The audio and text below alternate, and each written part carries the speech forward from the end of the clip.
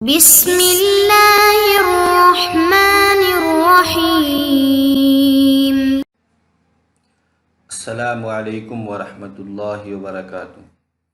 عزیز طلباء و طالبات، بسم اللہ الرحمن الرحیم۔ تقابل ادیان و مذاہب کا سبق نمبر 98 آج ہم پڑھ رہے ہیں۔ اس سبق کا عنوان ہے کلیسائے انگلستان۔ آج کے اس سبق میں ہم یہ جانیں گے کہ انگلستان یا انگریز یا برطانیہ میں کیسے کلیسائی نظام آیا، پھر وہاں پہ جو کلیسا قائم ہوئی وہ شروع میں اس کی کیا تاریخ رہی، پھر بیچ میں کیا رہی، پھر اس نے اس سے علیحدگی اختیار کیسے کی، یا پوری برطانیائی کلیسا کا دور کیسا گزرا، اس کے بارے میں ہم پڑھیں گے۔ رومی کلیسا کے ماتحت، رومی کلیسا نہیں، رومن کیتھولک کلیسا یا مغربی کلیسا بھی، 6 صدی عیسوی کے اواخر میں عیسائیت کا پودا آگسٹائن کے ہاتھوں انگلستان کی سرزمین میں بویا گیا اور رومی کلیسا کی ایک شاخ قائم کر دی گئی۔ 16ویں صدی عیسوی تک انگریزی کلیسا رومی کلیسا کے زیر اثر رہا۔ انگلستان میں بھلے ہی بہت شروع میں ہی اصلاح مذہب کی تحریکات چلائی گئیں، لیکن ان کو کوئی خاص کامیابی نہ ملی۔ انگلستان میں سب سے پہلے بینیڈکٹینی نامی فرقہ پیدا ہوا۔ یہ لوگ راہبانہ زندگی بسر کرتے تھے۔ یہ حتی الامکان قانون کی پابندی کرتے ہیں اور ذاتی ملکیت کو جائز قرار نہیں دیتے۔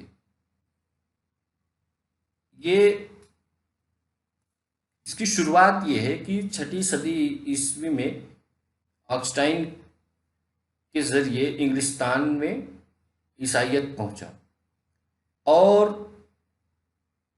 رومی کلیسا کی ایک شاخ قائم ہوئی 6 صدی عیسوی میں، اور یہ 16ویں صدی عیسوی تک رومن کیتھولک کے ہی زیر اثر رہا۔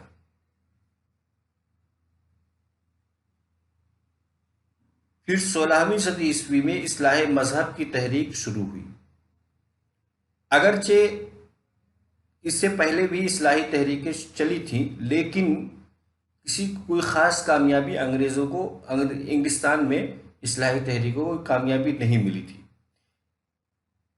انگلستان میں جو فرقے پیدا ہوئے عیسائیت کے، ان میں ایک مشہور فرقہ بینیڈکٹینی فرقہ تھا۔ بینیڈکٹینی فرقے کے لوگ راہبانہ زندگی بسر کرتے تھے اور قانون کی پابندی کرتے تھے۔ لوٹر انگلستان میں 14ویں اور 15ویں صدی کے عرصے میں لوٹر نامی فرقے نے مقبولیت حاصل کی۔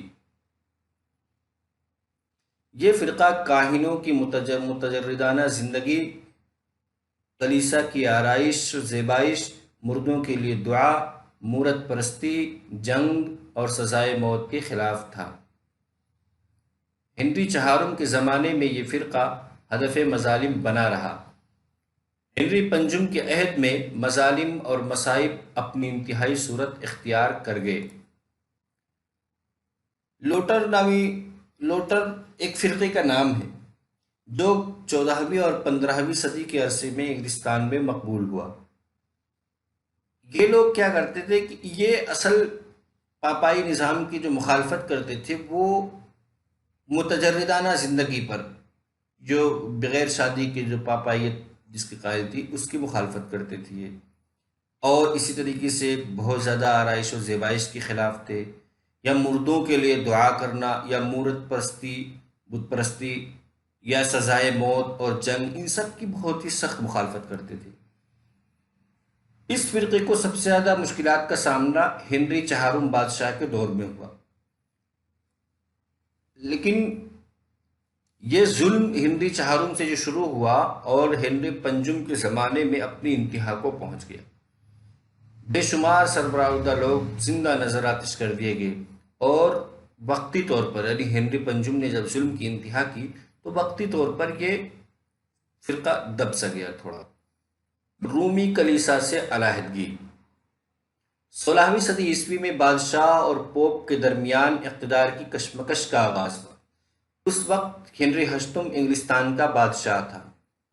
ہنری یہ چاہتا تھا کہ وہ اپنی بیوی کیتھرائن کو طلاق دے، لیکن پوپ نے اجازت نہ دی، اور طلاق پوپ کی اجازت کے بغیر نہیں ہو سکتی تھی۔ اس کا نتیجہ یہ ہوا کہ ہنری نے انگریزی کلیسا کو رومی کلیسا سے الگ کر کے کلیسائے انگلستان کے نام سے ایک نئے کلیسا کی بنیاد رکھی۔ اس کلیسا کا سربراہ خود بادشاہ تھا۔ یعنی اب تک تو مشرقی کلیسا اور مغربی کلیسا ان دو نام سے کلیسا تھی، یا اس کو رومن کیتھولک کلیسا کہتے ہیں اور ایک قسطنطنیائی کلیسا کہتے ہیں۔ تو اس طریقے سے دو میں بٹا ہوا تھا۔ لیکن 16ویں صدی میں ایسا ہوا کہ ہنری ہشتم نے انگلستانی کلیسا کو الگ کر لیا اور اس کو کلیسائے انگلستان کا نام دیا۔ ہنری ہشتم نے یہ چاہتا تھا، وہ دراصل اپنی بیوی کو طلاق دینا چاہتا تھا، لیکن پوپ نہیں چاہتا تھا کہ یہ طلاق ہو، اور طلاق دینا ضروری تھا، تو اس لیے اس نے الگ کر لیا۔ راہ اعتدال۔ ملکہ الزبتھ اول کے عہد میں انگریزی کلیسا نے رومن کیتھولک اور پروٹسٹنٹ عقائد کے لحاظ سے درمیانی راستہ اختیار کیا۔ اس کی وجہ یہ تھی کہ جب کوئی رومن کیتھولک حکمراں برسر اقتدار آتا تو وہ پروٹسٹنٹوں پر مظالم کے پہاڑ ڈھاتا، اور جب کوئی پروٹسٹنٹ حکمراں عنان حکومت اپنے ہاتھ میں لیتا تو کیتھولکوں کو مظالم کا نشانہ بناتا۔ عوام کو مظالم سے نجات دلانے کے لیے کلیسائے انگلستان نے یہ درمیانی راہ اختیار کی، گو یہ روش بھی عارضی تھی۔ یعنی ملکہ الزبتھ نے یہ کیا کہ جب پروٹسٹنٹ تحریک اپنے پورے عروج پر تھی اور کامیابی سے گزر رہی تھی، تو رومن کیتھولک اور پروٹسٹنٹ کے بیچ اس نے ایک اعتدال کا راستہ اختیار کیا، تاکہ کسی کو مصیبت کا، یعنی اس نے خود کو کسی کی طرف منسوب نہیں کیا۔ کلیسائے انگلستان نے اپنے آپ کو نہ تو پروٹسٹنٹ کی طرف جھکاؤ رکھا، نہ رومن کیتھولک کی طرف، اس نے بیچ کا راستہ اختیار کیا، کسی کی طرف نہ جانے کا۔ مخالفت۔ انگریزی کلیسا کا سب سے بڑا مخالف فرقہ کوئکر نامی تھا۔ اس فرقے کا بانی فوکس تھا۔ اس فرقے کا نام کوئکر ہونے کی وجہ یہ ہے کہ کوئکر کے معنی ڈرنے والے کے ہیں۔ جب اس کے بانی کو عدالت میں پیش کیا گیا تو اس نے قاضی سے کہا، خدا سے ڈرو، تبھی سے اس کے متبعین کا نام کوئکر ہو گیا۔ اس فرقے کے لوگ اپنے آپ کو انجمن احباب یا احباب صداقت کہا کرتے تھے۔ یعنی انگریزی کلیسا یا کلیسائے انگلستان کی سب سے بڑی مخالفت کوئکر نامی فرقے نے کی۔ اس کے بانی کا نام فوکس تھا۔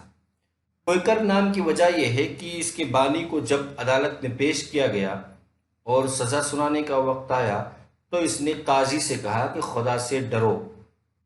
اس جملے کی وجہ سے اس کے متبعین کو کوئکر کہا جانے لگا۔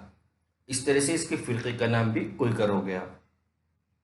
ان کے یہاں کسی سے کوئی عہد نہیں لیا جاتا تھا۔ ان کے یہاں نہ تو کسی پادری کی گنجائش تھی اور نہ کسی کلیسا کی۔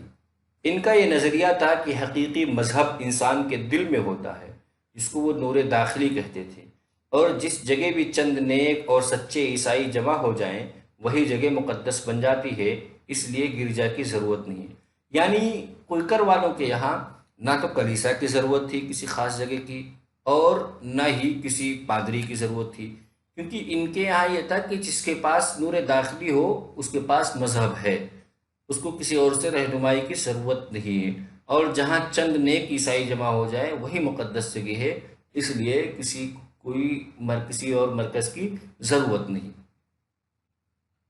یہ کسی مذہبی رسوم کے قائل نہیں، بلکہ اللہ کے ساتھ خاموشی سے ہم کلام ہونا ہی سب سے بڑی عبادت ہے۔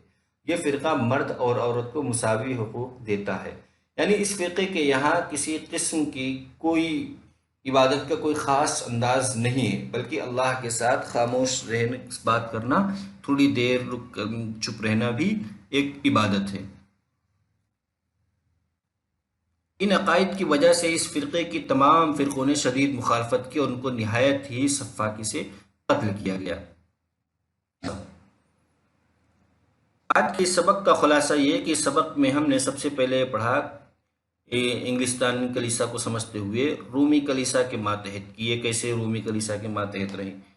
پھر اس کے بعد لوٹر کے بارے میں پڑھا کہ انگریزی کلیسا سے کیسے اس نے بغاوت کی، اور رومی کلیسا سے پھر انگریزی کلیسا کی علیحدگی کیسے ہوئی۔ پھر راہ اعتدال جو انہوں نے اختیار کیا کہ نہ یہ پروٹسٹنٹ کی طرف گئے نہ کیتھولک کی طرف گئے، ایک اپنا الگ ہی راستہ اختیار کیا۔ تیسرا مخالفت، اس کی مخالفت کس درجہ ہوئی، کن لوگوں نے اس کی مخالفت کی انگریزی کلیسا کی،